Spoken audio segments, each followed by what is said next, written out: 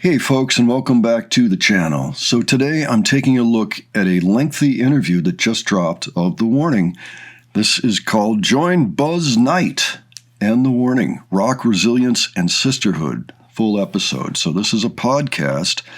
I'm not even sure if we're going to see Buzz Knight just scrolling through this. I just see The Warning throughout the entire thing, which is fine, not a problem. It looks like they're at their new setup in the cave.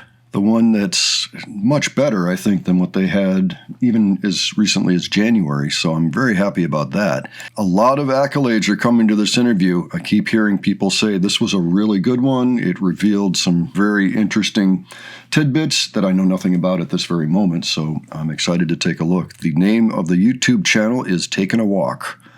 Okay. And I'm very much looking forward to this.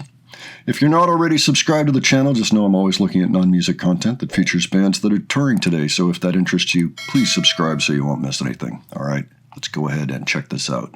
Taking a walk. From the streets of Monterrey, Mexico to the stages of the world, The Warning is one of the most electrifying forces in rock today. You bet. Sisters Daniela, Paulina, and Alejandra have been playing together since childhood, and their journey has taken them from independent releases to sharing stages with Muse, Foo Fighters, and Guns N' Roses, and everywhere in between. Their 2024 album, Keep Me Fed on Lava Republic Records, is a bold, uncompromising statement, and the world has taken notice. From Latin Grammy and MTV nominations to a landmark performance at the MTV VMAs, these three sisters didn't just break through, they kicked the door down. I'm Buzz Knight. This is the Taking a Walk podcast. We're going to talk to The Warning next. Hey, first of all, I'd like to mention that that was an excellent intro. It hit all the high water marks of recent times for The Warning. I don't recognize the name in the bottom there. Say maybe that's one of their friends or something. Often we see Daniela Villarreal down there. That's okay. Doesn't really matter. So excited that The Warning is joining us on the Taking a Walk podcast. Thank you for being on. Thank you for having us. Hi. So tell me about the first moment in your life that you knew you had a deep connection with music. Wow. Okay. I think this moment happened for the three of us at the same time. I think we just lived in a very musical household. Our parents are not musicians, but music was always around in our house. It was always playing either like on a CD, or we would watch concert films, or we would go to concerts. And it was just something that surrounded us all the time. But I think it's when our parents bought us the video game Rock Band, and we would play that game, and we would play together, where it sparked that deep love that we have for music. Okay. And what was some of the music you were listening to in particular, or concerts that you went to? Ooh, okay. So the concert films that we mainly watched were Muse, a lot of Queen concerts. Elton John, Billy Joel, The Killers, Pink Floyd, AC/DC. Wow, yeah. And on Rock Band, well, the first Rock Band had like Panic at the Disco, Paramore, No Doubt. It had AC/DC, it had everything. It had everything. So that Okay, I want to stop here because she just listed off several of my favorite bands of all time. Pink Floyd, Elton John. I went through a Billy Joel phase. I went through a strong AC/DC phase. Much of the listenership of this band, especially the early listenership, was also into those bands. You know, they may have moved away from those being a bigger influence than they are today. Yes, but we can still hear those roots, and I still hear stuff like that in even their new material. that was the music that we surrounded ourselves with at a young age. Now, was it always going to be a plan that you would pursue music, or did you have a plan B? No, it was never something that we planned, like, oh, yes, we're going to, be a band. But we liked it so much, and we worked hard at it. We wanted to be good at it. But when the opportunity to actually make a career out of it, presented itself, we were like, okay, are we deciding to do this? And there was never really a plan B. No. which is kind of concerning. Honestly. Doesn't sound like there's a plan A. We started out very with our hearts like in our hands and just like very passionately hoping that things would work out for us. And they have been working out for us in a steady pace. We've been a band for 12 years, and it's just something that has kept growing and kept growing and kept growing. But there was really nothing else to fall back on. I mean, I imagine that if like it didn't work out, we would have done something else. We were gonna find something. It's not like it was going to be the end of the world, but we definitely had a little bit of tunnel vision for this. Yeah, You'd be surprised that they're very smart. Talking to so many musicians on the podcast, there usually is no plan B. It's that steadfast desire to pursue something with passion and know that it's going to happen. So I'm not surprised that to hear you say that. Since your live performances are so epic, going back to those influences, what was the first concert you ever went to as a fan? The first concert we ever went to was a Maroon 5 concert. We were very Maroon 5. I think it was like the Overexposed tour. Yeah. We were kids, and honestly, it was so much fun. I mean, concerts in Mexico are something that is like very special. The crowds are always crazy no matter who is on stage. And just being a part, like seeing that crowd reaction and being a part of it when we were younger, it was very cute. But like as a fan, we were fans of Maroon 5. We were huge fans. But I remember the first time for me was when we the Killers. Yeah. For me, that was one of our biggest influences when we started playing. And it was a band, like a rock band that kind of, at least, I don't know if it's like their main focus, but for me, it was always a band that would like give so much hope with their music. It's just like very positive music. And I remember as a kid seeing that show and just feeling very like positively influenced. And now every time we see them, I love their shows. I'm like get so brought happy. to tears because I feel like a little kid again. I feel and that same hope and that same just like joy of sharing music. I think it's something that's very special to them. That band. Yeah. And okay, so it sounds like the Killers was really kind of the spark that probably first brought them to thinking, gee, being able to excite a crowd like this, that's for us. That's what we want to do. We want to entertain them. Yes, we want to do music, but we also want to be on stage and doing this. That's kind of what I got from that.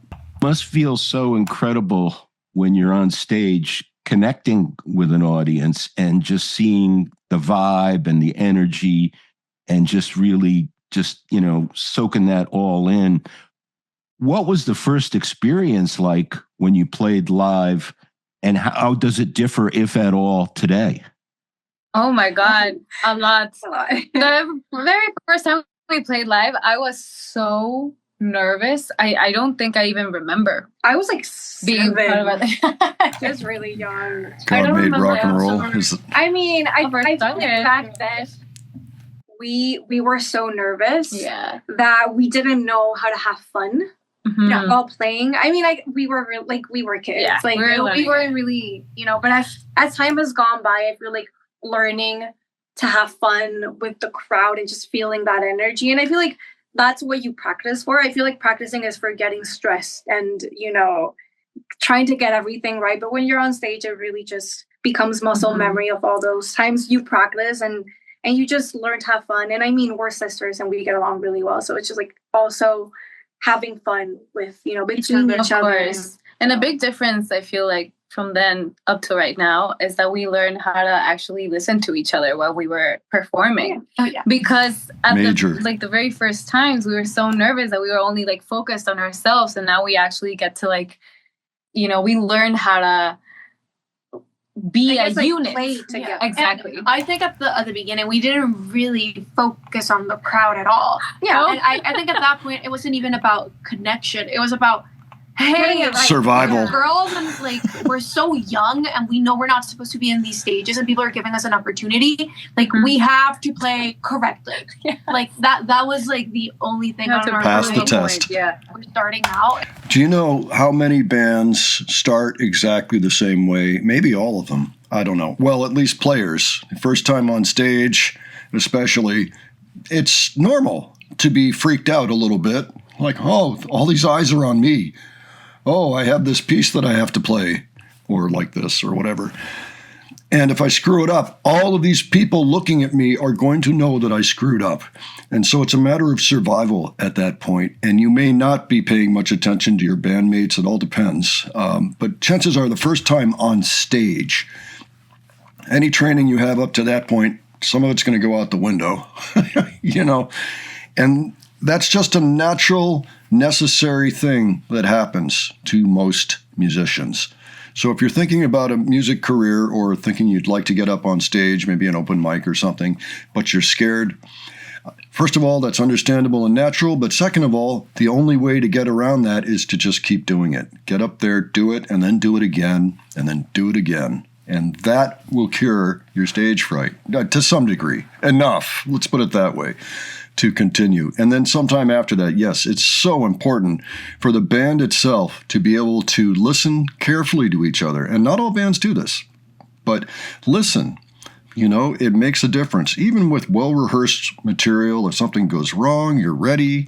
You know, it's not as big a deal. As we know, the Warning handle adversity very, very well in live settings. And this is why. You get much more comfortable the more you do it.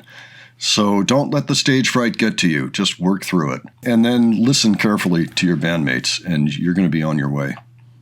And again, we had so many people, not like against us, but like they didn't want us there. So it was constantly like we were there to prove something. Mm-hmm. But now that we don't have something to prove right now, but I think that our mentalities have definitely switched, and the concerts become about what experience we can give to other people. And the joy of knowing that you can like give that to somebody. And also like when you're on the stage, you feel powerful and you feel like I don't know a better word, but like I always say that I feel huge when I'm on stage. I feel like I'm a giant version of myself. Yeah. And like getting to experience that with other people and seeing the giant versions of my sisters as well. It's just a very unique experience. And we really miss it. We haven't toured in like half a year, and now we're about to start touring again. Yes. And I'm really looking forward to how we live, because usually when you're touring, like you're kind of tired sometimes, especially when we did it for 4 years in a row. So now we took a break, and now we miss it so much. So I can't imagine what having fun like is going to feel like now that we like really miss being on stage. I could tell. Well, they've had incredible shows so far. So far, what we have seen are the Lollapaloozas and the Paraguay show. Nope, the next one's tomorrow in Bogota as I'm recording this. So, yeah, they came out all horses running at full speed. You know, they sounded so good, even at that very first gig, Chile. Oh, you're going to have fun. I could just feel it. I really can feel the energy. All right. Well, speaking of energy, congratulations on Kerosene, an amazing song, an incredible video. Tell me how much fun, first of all, it was making that video. It was, I think, the most fun we've had making a video. It was extreme. Like, we played with fire. We were in this crazy set. We were in a car. The first shot we did for the video was we had the car set up. I don't know how to say grua. There was a car that was actually driving. And we were definitely not. And the car that we were in was on like the back of this. How do you say? It's not a truck. Interesting. I don't know, something. When is the behind the scenes video dropping for Kerosene? It seems like we need it. And so the car that was driving had us like in the back. It was pulling the car. Yeah, it was pulling the car. So we like that. The first shot was us like just driving around the city, being in this car, and people would drive by and be like, "What's the hell is happening?" And it was just a very fun way to start. But yeah, in this video, like we dance, we scream, we have flamethrowers. Like Ale had a car doing donuts around her. Like it was just very crazy overall. And it was, as you said, very fun. It was also like very like rigorous. It was tiring. We had 2 very long days of they were like shooting and hour shoots. Yeah. We finished recording like at 3:30 a.m. So like they were long days, but seeing the video and seeing how it turned out, it was so great. The team who worked on it, the director, like everybody just really did such an amazing job. And we were very lucky to have this video for our first release. Okay, so now imagine, is there any chance that that last shot of them all holding flamethrowers, I know some people have said it's CGI, but I don't think so somehow. I mean, it could be. Some were saying, well, you know, Ali's flamethrower seemed to get really close to Danny, but I think that three-dimensionally, if you'd seen them three-dimensionally, it wouldn't have been that close because Ali was kind of pointing it forward a little bit. And so it was actually further, the flames were further from Danny than you would have thought. So that's my theory, but imagine now they were doing that at 3:30 in the morning. As we had guessed, Pau, Danny, Ali, none of them were driving the car. Just having that extra thing to worry about in a situation like this, especially with fire around, you know. So they had a stunt driver going around Ali doing the donuts. You want that. You want somebody who knows how to do donuts well so they don't accidentally crash into the bass player. That's always the best. And wasn't she holding a flamethrower at the time, if I recall correctly? So, yeah. Where's the behind the scenes? We need it. No one got hurt, I assume. No. Everything was all good. No warning we're hurt in the making. There were security people and stuntmen that took precautions, of course. It's amazing. Congratulations on it. Tell me about what Keep Me Fed. It's a powerful title. What does it mean to you, and what were you trying to say with the record? Ooh, okay. Keep Me Fed was like about the level of consumption that we live in today, either like with actual material things or with the art that we consume, with the like media we consume, with how much we see every day, how much we give every day. And it was us coming from a place where we like offer things to be consumed. Like we're part of that as creators of material. Yeah. And then we also consume what other people give as just like fans, people, whatever. And it's about this cycle of participation. And like, even if sometimes you want to step out, it's really hard to do this in like a modern day, like social media and just like the amount of information that is at our fingertips every single day. And it was just kind of an observation of that and how we live it as musicians and how we live it as people. And like the different areas where that could appear in our everyday lives. So how do you prepare for a tour? What goes into that process? Well, you were just making a list of what you were going to pack. Oh my God. Packing is like, I feel like I got used to not packing for a while. Yeah. Now I feel like I'm going to forget everything. Automatic. Yes. And now you have to think about it. But preparing for a tour really is about rehearsing a lot. Building stuff. And right now that we have like this new music coming up, it's like we have to be able to play the songs properly. Right. Mm-hmm. It's preparing surprises. Exercising, eating properly, drinking a lot of water, taking your electrolytes, which they continue, like, doing all of those like this on physical tour. Prep, especially because like our first tour is going to be in South America, and in South America everything is like fly in, fly out, and these flights they suck the life out of you. Like they're because they're at weird hours and like being on planes in general. Real. Wow. So like it's just kind of preparing the body for like, hey, you're about to go through like this really intense experience, stuff. like, and just kind of prepping for it to not be like a crash on your system. Yeah. I remember I asked Leland Sklar once a question about what he does to prepare for a tour, and he basically said, well, pack one suitcase and that's it. One case. One.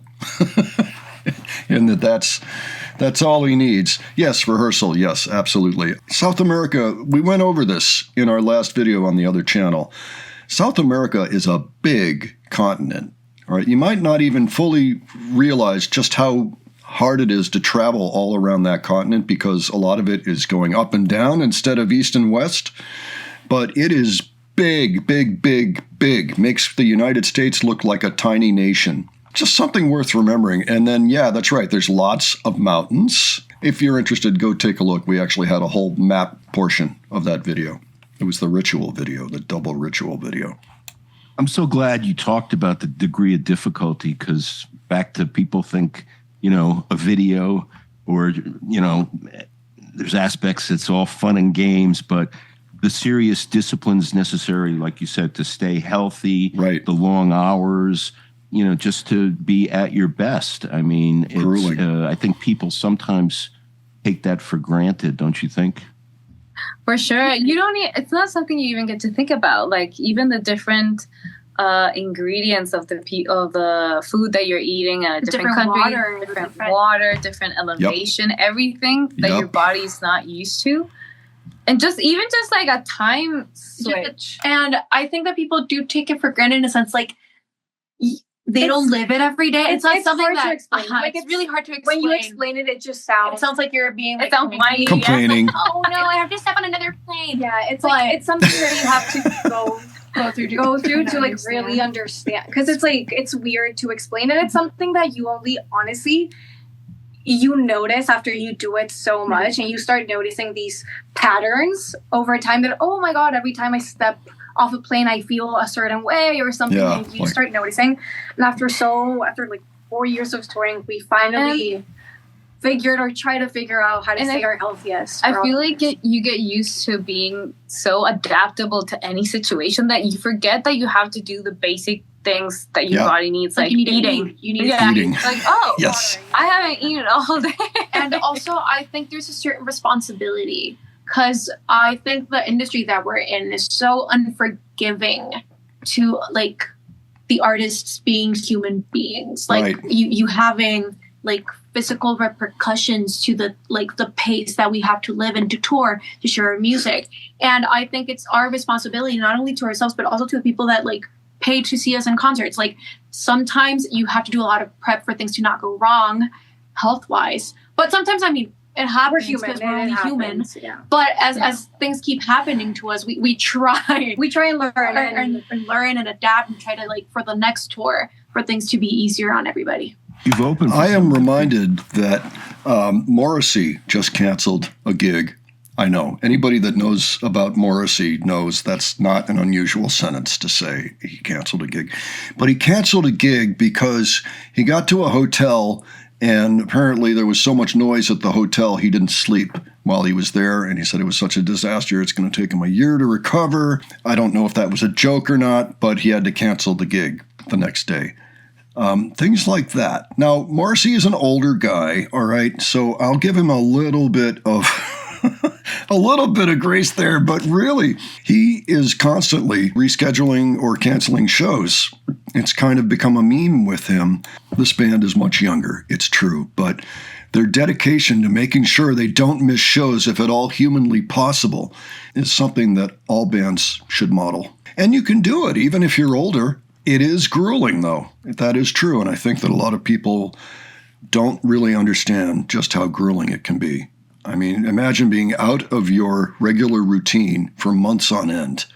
You might develop another routine, but still every day is going to be a lot different, depending on where you're going, how far, time zones, altitude, everything else that might disrupt your sleep or your eating or anything else. It doesn't take much to feel rotten. Just ask Morrissey.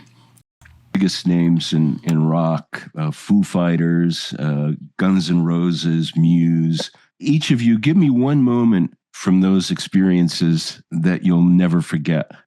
Okay. Great I question. would say when we opened for Muse. I mean, Muse is like probably one of our biggest inspirations for everything we do. They're a trio, and we got to open for them not only in Mexico, but also in Europe and the UK. But when we opened for them here in Monterrey, in our hometown, it was so weird. Like after we gave a show, they gave their show, and they were like, "Oh my God, like, do you want to go out for dinner and like get drinks?" And we were like, Really? Like, it was just so, and we, like, all those days, most of the days, and for shows in Mexico, like, after the shows, we would, like, hang out and talk about our experiences, and it was just, like, so, they're all such nice people, by the way. They're all amazing. Right, Apart from amazing yeah. musicians, sorry, they're amazing people, and it was just, like, very nice to be able to, you know, talk with them, and they shared their experiences and, like, different things that have happened to us, because, like, I don't know, I remember this very well. I fell on stage. That was our first that day in Monterrey. I fell on stage, and it was, like, the first time I've fallen on stage. It was, like, pretty bad, whatever. I was very embarrassed. And so we talked about it. He was like, oh my God, like, Matt Bellamy, like, showed me a video of him, like, falling on stage, like, years ago. He was like, it's happened to me. Like, it's okay. Like, That's cool. You'll learn from it. He was like, after that, like, the material on, like, the stage. And, like, we were just, like, talking about everything, and it was just a very sweet, surreal moment for us. That was really cool of him to do, I must say. That was class. And I learned a little detail about that fall that I hadn't heard before, and it actually sounds likely. You know how some of these stages aren't necessarily completely solid, you know, they've got the little holes, the little diamond holes at the edges of each of those big squares that goes down to create a stage, you know, so you can make it modular, you can make it bigger as needed or whatever. That's what happened is her boot fell into a hole, and so then she went down. And yeah, I mean, it happens. It happens. I mean, even seeing it, and poor Allie, it was up on the Jumbotron too, but hey, we're human. These things happen. You just brush it off. These days, she would just brush it off, I'm sure. No problem. But yeah, I can see where she might be mortified, especially opening for her favorite band. But yeah, all worked out well. Class act by Mr. Bellamy. How about another? Yeah. Each one of us. I have mine, but No, I'll go first. Okay, yeah. For me, when we opened for the Foo Fighters, it was not all, like, we used to cover their songs and everything, but also it was like playing one of the most important stages in our country, Foro Sol Now, Estadio GNP. And it was always our dream to play on that stage. And when we got there, it was the first time we ever played there. And it was just so surreal to see the size of that stadium. And when people started, like, filling into like the venue, and you would hear just like people, like the chatter of the people, but having 60,000 people chattering, and like you're like on side stage just waiting to step and like give in your show and everything. It was just such a like electrifying feeling, and excitement and nervousness, and just like so much gratefulness for the opportunity that was presented to us, and like this hunger for wanting like to do the best job you possibly could, doing right by them, like to show people that they picked the right band to open us, and to be like really happy with how we. And as Paul said, that was like the first time that we played 60,000 people in Mexico City and LA. It was the first time also that we played in Europe. And now one of the experiences that marked me a lot was our first time in Japan as well, because that was such a big and different experience for us. The way they live concerts is also so crazy, and we were so happy to share the stage and open for Bandmade. So it was a full, like only women on stage show as well. Lots that of was them. So new for us, and it was insane. We played a song together, and I remember they went all out because there were 2 drum kits. Yeah, we were like 4 guitar players, 2 bass players. It was just really so great. So we got to live a different side to the rock community and the women in rock community, all the way on the other side of the world. It was just so surreal for that to happen, and for us to be able to represent our country in those stages as well as Mexican women who love rock and roll was just so special. So I just hope we get to keep having these experiences and these firsts. I imagine. With amazing people. Speaking of experiences, the Metallica Blacklist was pretty remarkable moment. Your cover of Enter Sandman. It's amazing. Alongside Ghost and St. Vincent and Chris Stapleton too, right? Yeah. Yes. How did that come together, and what did it feel like to be part of that? Oh, for sure. Well, Metallica was looking for artists who were touched by their music and this album specifically. And we got the offer along with Alessia Cara to create a version of a song. And it all started with Enter Salmon for us on YouTube. That was our first viral cover. So we had a very strong connection to that song. So of course, when we got the opportunity, it was obviously a no-brainer.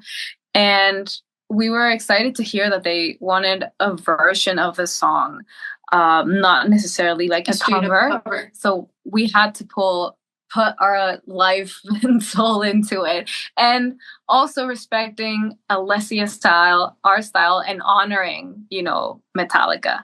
So we're so proud of what we created. It's a great version. It's such a fun song to play. I love it. I'm very proud of it. Yeah. It was a great experience.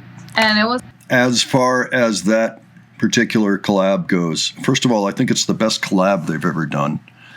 Second of all, I think anybody that's a Metallica fan should hear the Warning's version of Enter Sandman, or the Warning and Alessia, because it is truly a fine piece of work. I mean, the original is certainly legendary, but this one is so good as a reinterpretation that I think it stands head and shoulders above other reinterpretations of other artists. I mean, there have been so many albums like this where you collect a bunch of artists that are going to reinterpret the songs of a particular band. Elton John has one. Neil Young has one, at least, etc. Bob Dylan, Grateful Dead, Bob Marley. I mean, these are just the ones that I'm personally am familiar with. There's tons of them. Usually what happens with those albums is you get a lot of well-meaning people doing covers that are interesting, but they don't really stick with you. You don't remember them the next day. With this one, I mean, it's a classic masterwork, if you ask me, their version. So everybody should hear it. It's one of those things where they proved that they really belong where they are today, being an admired rock band doing incredible work, writing incredible music, and really music that excites rock fans for the first time in many, decades, to be honest. Power to you, girls. Of course, a full circle moment for us to having had started with that. Oh my God, English grammar. Okay. And just being invited to the 30th anniversary and being part of that project with that song was very meaningful to us. So you mentioned at the outset about being three sisters and the fact that you get along, but not everybody gets along all of the time. How do you work out if there's conflict? By talking. I think communicating. There's unconditional understanding. Yeah. I think that's the basis of our relationship. We know each other so well, and we know each other to the point where we know why we do things the way that we do. We know why we react in certain ways. Sure. We know why we have our outbursts, why we have our our sad days or whatever. And we're very respectful of that. We know that we don't mean each other harm ever, because we respect each other so much, and we have just very good communication. And when something is happening to somebody, we can all say hey, are you okay? Do you need space? Do you want me to do something for you? Do you want me to take a step back? Whatever you need, I'm here. And it's just a shared responsibility of each other's feelings, but our own feelings, and knowing how they affect each other. But also, as apart from being sisters and being really close, we're businesswomen and we're artists, and we work together. We're partners. And having that deep understanding that the three of us are eternally linked to each other in so many different areas of our lives brings such a big emphasis on teamwork, and knowing that it's us against the world, always. We always have each other's backs no matter what, and we always want what's best for each other. And that is kind of we all at least trying to acknowledge that that's the place where we always come from, even if we agree with each other or not. And a big part of that, I think, that has brought us closer together and to be open to wanting to understand what each and everyone goes through, is because even though we have a very big team and they love us very much and they go everywhere with us, none of them get to experience exactly what we do being on that stage. We have a full understanding of what it is to do what we do at the same level that we all do it, you know? So having someone that understands that is key for us. I think I don't know what would happen to me if I got to do this alone. Yeah. Like I don't know. Yeah. Having you guys like doing this together is like the reason why we still do it. Exactly. For sure. The Beatles used to say the same thing. They hung together and they stuck together so closely because they knew they were the ones going through this. For everybody else that was helping out, they were the ones actually experiencing the madness. You know, I'm saying like Beatlemania and all of that. It's the same kind of thing. And of course, yes, they are sisters. They have the sister bond. They know each other intimately from being little children, of course. That's a big advantage. Now, having said that, you can still accomplish a lot of what they said, you know, having empathy for each other, sensing when there's an issue, you know, among somewhere in the band. You can accomplish that within just regular bandmates. It's in some situations. In some situations, you really can't. It depends. It depends on the personalities, you know, and their backgrounds. In their case, they all have pretty much the same background. You know, they all kind of came up from the same pod, I guess. They're three sproutlings from the same pod. You know, the same parents, many of the same experiences. I think you get my drift here. They make the most of what they have. That's what I've noticed about these sisters, is they'll take whatever circumstances they have and build off those. And that's why. I mean, and they've done it very, very successfully, very smartly. So makes a difference. You've been embraced by both the rock world and mainstream culture. You know, Vanity Fair, Cosmopolitan, Pepsi. Do you think about that duality, or does it just feel like the natural reach of your music? I think that from a network perspective, it can look pretty crazy, but for us, it has always been hand in hand. I mean, we are young women who like grew up in an era where you can like everything at the same time. Yeah. Like I think that before you had to like something and that was that. You could not necessarily participate in the culture of all the other things that were no at your crossover. reach. You kind of picked one and went with that. I think that with the way that we grew up and with the internet, like we were always just like really open to like, hey, we're rock musicians, but we know about all of these things and we want to participate in all of these things. Like with our music, we stick to what we know and what we want to do. But like with everything else, it's so fun to see how we can branch out to other people, to other things. And even just listening to music, even though we love rock music and that's what we do, we listen to everything. Like nowadays people have different tastes depending on their mood, and everything is possible. So for us, sure. It just feels very natural. Like it was always just something that was like a part of it. A question for each of you individually. Tell me something that would surprise your fans that's on your playlist in terms of artist or song. Oh, there's so many things. There's so many. I mean, right now I would say like Bad Bunny, because like we got the sure. opportunity to go to the Super Bowl, yeah. And a lot of people are like, oh my god, because like I think we uploaded like a clip of us like singing to the halftime show, and people were like, oh my god, no, you like Bad Bunny? And I'm like, I love Bad Bunny, you know, like this new album is great.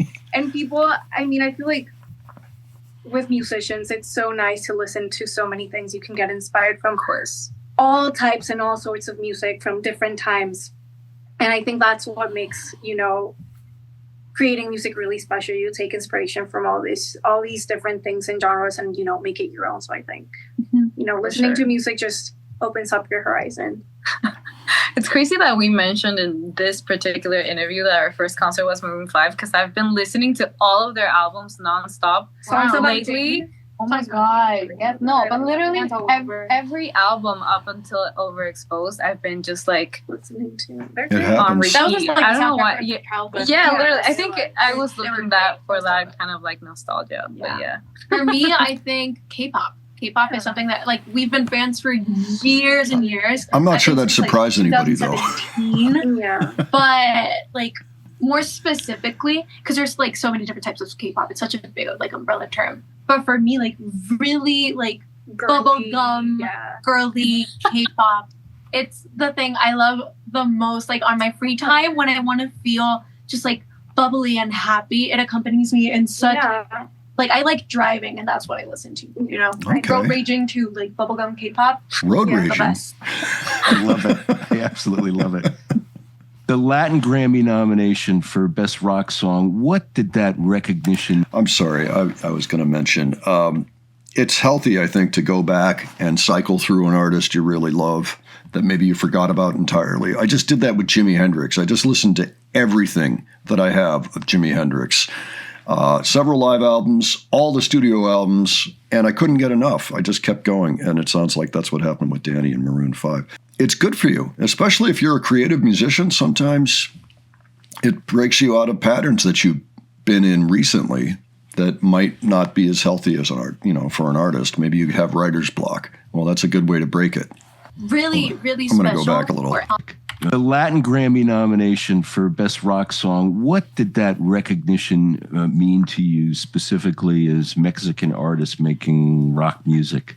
Oh my God. It was a big honor. Yeah, we were honored to have that accomplishment. But I think the thing that made it really, really special for us was that our mom wrote that song with us. Like she helped us write the song. She helped us with the lyric. So not only did we get a Latin Grammy nomination, but our mom got a Latin Grammy nomination. We wanted to win so bad, not for winning, but I wanted my mom to have a Latin Grammy. That's the only thing I wanted out of that night. It didn't happen. Hopefully next time. Yeah. But for me, it was just a very big moment. Of course, it was about us, but for me, it was really about my mom. Because we were having a conversation with her. I was like, when did you imagine? My mom's a dentist. Okay? So like, when did you imagine when you were younger that you would be here with a Latin Grammy nomination? And it's not like my mom really worked on this song. Like she wrote all the lyrics with us. So it's like, when did you imagine that you would be a recognized songwriter? You'd be nominated for awards. Like, was that something that you had ever imagined or thought of, like, in your future plans for your life? She was like, no, this is like so surreal and so strange. But it was very beautiful to share that and to think that because of what we do, we were able to give our mom something that like she never in her wildest dreams imagined that would ever happen. That was very, very special. We'll have to win next time. Yeah, exactly. Because I want her to have her. I don't care about me having one. I want my mom to have it. That's a very selfless point of view, I'm just saying, and very typical of the band. That is fantastic. If someone is listening who is a female artist or a female band that's trying to make their mark in the business, what advice would you give them? I think it's all about resilience. Yeah. It's about knowing who you are and knowing what you're up against and knowing that you have the strength within yourself to go through all that, and also to know that you're not alone in that process. Especially, we've been very lucky to have each other. I have all the representation I need because they're there in front of the stage with me all the time. But I think it could be pretty isolating and pretty jarring to step into the scene where you don't see yourself in any of the stages and any of the music that you hear. But I think that in this era that we live in right now, things have changed so much. And I think that women are completely dominating the scene. You see the charts and you see the concerts and you see who's buying these tickets and who they're going to see. And it's such a wonderful thing because rock has always been this genre of breaking rules and like breaking the norm and exploring new things. So I think it's a natural, it's a given that this is a space for us. So as long as you know that like you are going to have things that like men don't have to deal with. Like there are things that are, and it's not fair. But once you get through that and you kind of just like power through it, the amount of satisfaction of knowing that even though this place wasn't built for us, but we're here and we're playing and we're sharing our music, that satisfaction and that like sense of sisterhood is very beautiful. That was very diplomatically said, and I think she's absolutely right. As noted many times in the past on this channel and elsewhere, I mean, rock and roll was a man's game for a long time.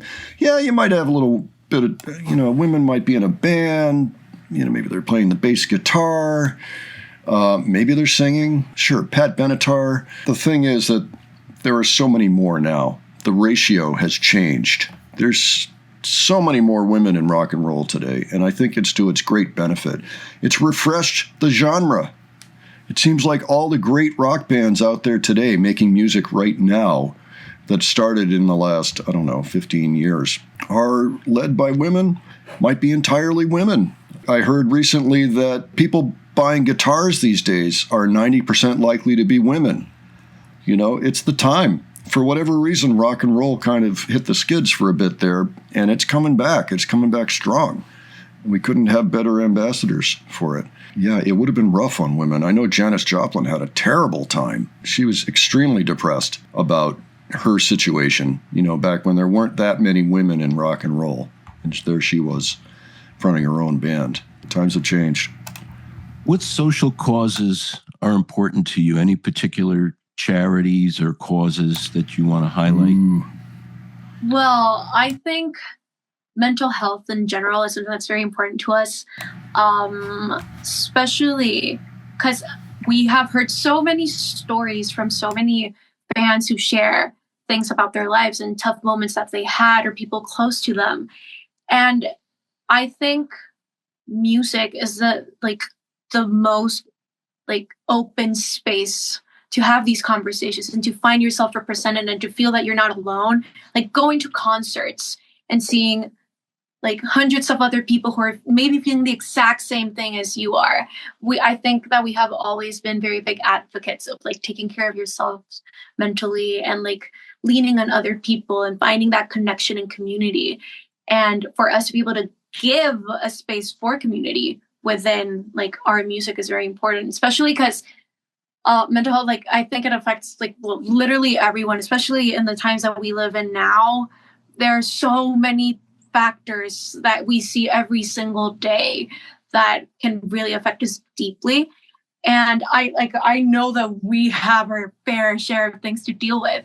And I think that we're always just very big advocates for communication and for healthy outlets. And hopefully people lean towards music for that outlet. It is such a great place to let all those emotions go.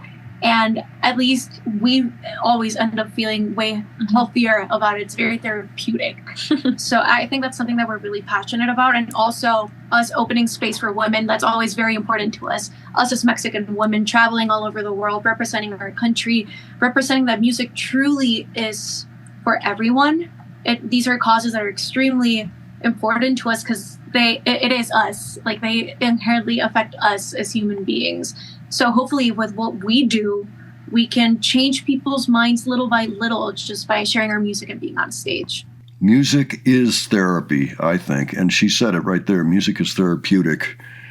I remember distinctly when a friend of mine in college said, I just changed my major to music therapy. I didn't even know such a major existed, didn't know such a field existed. Well, it does exist. And music does help in all kinds of healing. Even physical healing, because there's a certain, you've heard of mind over matter. It is a healing property, music is. And so it's great to hear her talk about that. And yes, again, we get back to the grueling touring that most music professionals go through and what that does to your psyche as well as your physical health. It's all connected, And so I'm really glad to hear her say that. I think the world in general needs to take mental health more seriously. I think that's very important. I think that most of the problems that the world experiences are due directly to mental health not really being taken very seriously. So I'm glad to hear her say that. So when does the tour start? Where will it take you? And how long will the tour be? Of course. Well, the tour starts next week. Yeah. We're going to South America for Lollapalooza, Chile, Argentina, and Brazil. We're also visiting Colombia and Paraguay. And then we head to the UK with Youngblood. That's going to be amazing. And then coming back to the US with Youngblood as well. And then we do a lot of festivals in the summer in Europe. We go to Japan. We're going to Really? Japan. And that's just very exciting. It's going to be a very exciting year. I think I knew that, actually. Coming. So that is just, I think, the highlight of everything. And we miss touring so much, so we're very excited to be back on the road and to share all these new little surprises with everybody. That's fantastic. Yeah, look at that. They're scheduled for Japan in August. For those of you wondering, Osaka and Tokyo. Excellent. Summer Sonic. It sounds like a festival happening in 2 different cities. That is so cool. I can't wait for that. Fantastic. Oh, my God. So, in closing, for each of you, since we call this little podcast Taking a Walk, I want to ask you, if you could take a walk with somebody, living or dead, it doesn't have to be one person, who would that person be and where would you take a walk with them? Okay. I have my answer. Okay, go I have mine too. I think people are going to be like, what? But I would like to take a walk with Miley Cyrus. Okay. I would like to walk around Central Park. It's just a big park where we can walk a lot. The reason why Miley Cyrus is such a... Okay.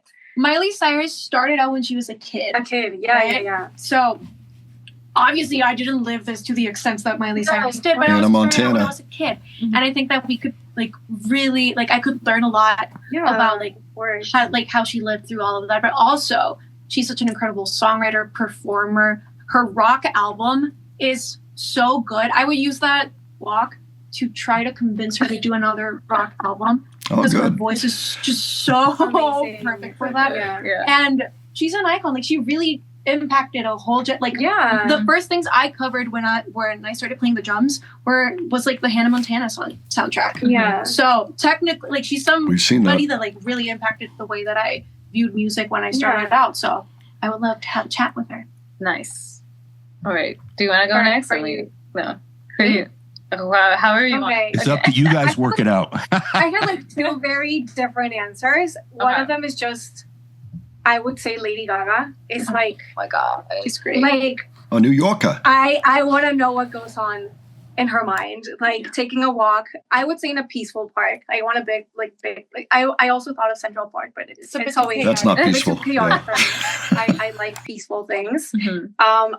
I mean, everything she does is absolutely insane. She has gone through so many eras in pop, and I feel like pop is an industry that moves so differently from ours, and it's just I would learn a lot from that. And the other answer I had was with our younger selves. I feel oh my God, talking in a park with your younger self, and just because I honestly don't remember how I saw the world back then, and then hearing from both perspectives, I think would be very interesting. I mean, it's something that can't happen, but but it would be very interesting.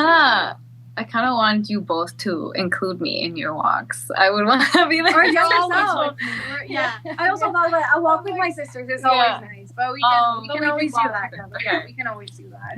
I wouldn't include you in my walk with this person because I would be so nervous to ask anything that I would need your support there. I would take a walk with Julie Andrews. Yeah. Oh my God.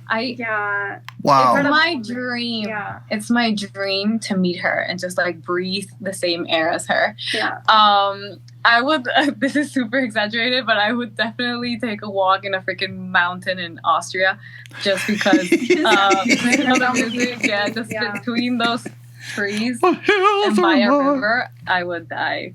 But yeah, just to have a conversation. And I wouldn't even ask her anything. I feel just talk to me about lemonade or whatever. I would just enjoy that moment to the fullest, for sure. Oh my gosh. I love Central Park. I think I too want to take a walk with Julie Andrews in Austria. That's great. Yeah, she's worth looking into if you're not familiar. I know there are a lot of younger fans, but The Sound of Music, which is what she was just referencing with Austria, and Mary Poppins, must watch. And I love the Warning, so sometime I want to take a walk with the Warning in Central Park. You didn't ask me, but I'm telling you that. So that would be fantastic. Yeah. This has been amazing. I am so excited that I had the opportunity to speak with you. Congratulations on everything. Thank you for giving us the joy of your music, and go get them on the tour. And you're welcome back anytime. Thank you so much. I appreciate it. Time for the space. Muchas gracias. Thank you so much. That was a wonderful and well-conducted interview. I want to thank Buzz Knight for his work on this. It was really well considered. Some really good questions in there. Some things that I've never heard asked before. The fans are going to love this because there's so much info in here to sink your teeth into. So at some point in the near future, we've already recorded it. We have a reaction to the 3 songs that the Warning Sisters mentioned as songs they would listen to for the rest of their lives, daily for the rest of their lives. They're all very peaceful songs. That's coming soon. And in kind of the same spirit as this interview. We just like having that kind of an insight into the girls and what they find, really the stimulus of the world and how they react to it is the thing that's interesting. As well as their music, of course, and their sparkling personalities. But this was really, really fun. I want to thank everybody that mentioned it. It was every bit as good as people said. Buzz Knight, you're doing a good job. I'm going to have to take a look at what else is on your podcast. Really good job here. Really appreciate it. So, folks, why don't you let me know what you thought of this interview? If there's anything that stood out for you, new information to you, anything you want to comment further on, by all means, leave it all below for me. And if you have other suggestions for the future, leave that as well. And if you enjoyed this video, please give it a like. And if you enjoyed the presentation, please subscribe. All right, thanks so much for joining me today. I'll catch you on the next one. Take care, folks.